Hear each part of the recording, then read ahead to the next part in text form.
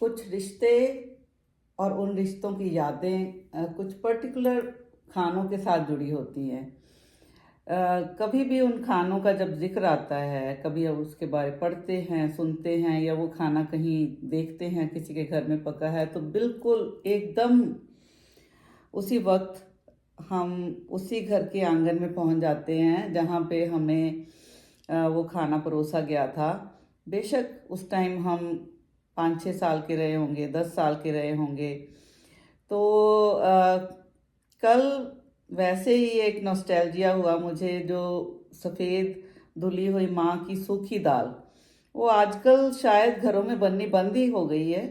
वो बहुत नॉवेल्टी हुआ करती थी, जब कोई मेहमान आता था ना तब बनती थी वो दाल। तो मेरी एक चाची जी बनाया करती थी, मेरे मम्मी से छोटी जो चाची जी थी, तो वो जब भी जाते थे वो अक्सर बहुत स्वाद बनाती थी उसको। हींग और जीरे का तड़का, प्याज डाल लिया, टमाटर नहीं डलता उसमें। कोई लोग डालते हैं, पर कल मैंने मुझे भी खाना बनाने का बहुत शौक है, खिलाने का भी बहुत शौक है। खाने का उतना शौक नहीं है, मगर खाना बनाना और सीखना और उसे परोसना बहुत अच्छा लगता है मुझे। तो कल जैसे ही टीवी ऑन किया, यूट्यूब चैनल ऑन था ऑलरेडी मेरे टीवी पे, तो रणवीर बरार जो है वो अपनी दादी की रेसिपी माँ की दाल बना रहे थे।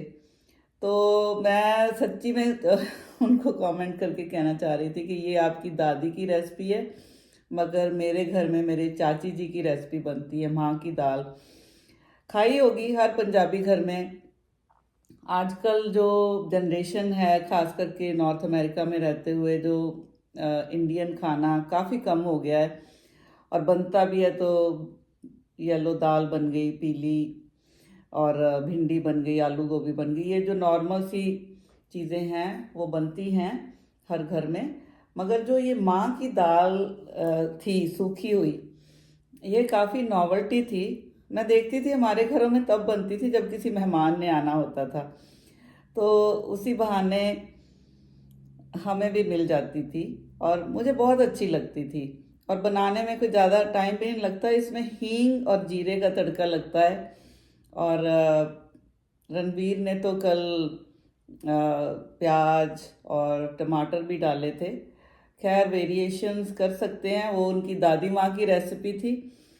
मगर मेरे मुंह में अभी भी पानी आ रहा है। और बनाऊंगी मैं, मगर कभी कोई मेहमान आएगा तब अपने लिए कर लेना चाहिए जोखिम। कभी कभी अपने लिए भी बना सकती हूँ, ऐसी तो कोई बात नहीं है। तो कभी किसी को दिल करे मेरे साथ माँ की दाल के साथ लच्छे वाला जो पराठा होता है, लच्छेदार पराठा गेहूं के आटे का, नॉर्मल, वो खाने का मन हो तो मुझे कह सकते हैं और मेरे साथ आके खा सकते हैं। मैं बना लूँगी माँ की दाल, उसको बनाने में 15-20 मिनट लगते हैं, है मेरे घर में दाल।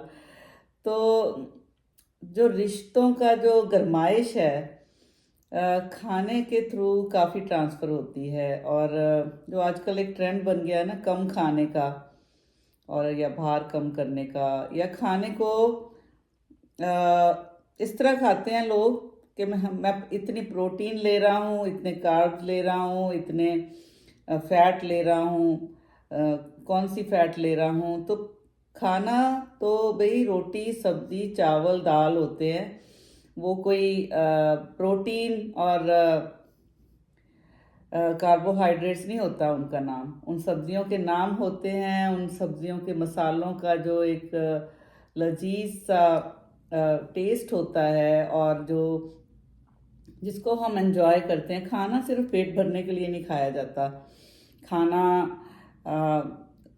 रिश्ते बनाने के लिए भी खाया जाता है, और रिश्तों की गरमाइश फील करने के लिए भी खाया जाता है, और अपनी खुशी के लिए भी खाया जाता है। जब खाने को हम खाना समझ के खाते हैं, और ये ऐसा नहीं कि ये हमें इतनी कैलोरीज दे रहा है, हमें ये इतने एनर्जी दे रहा है, कितने क्वांटास ऑफ एनर्जी दे रहा है, बस उसको गिनना छोड़ दें, खाने को एंजॉय करें। देख लें मेरी सेहत बता रही है कि मैं कितने अच्छी तरह से खाती हूँ। आप भी खाइए और खुश रहें। है ना।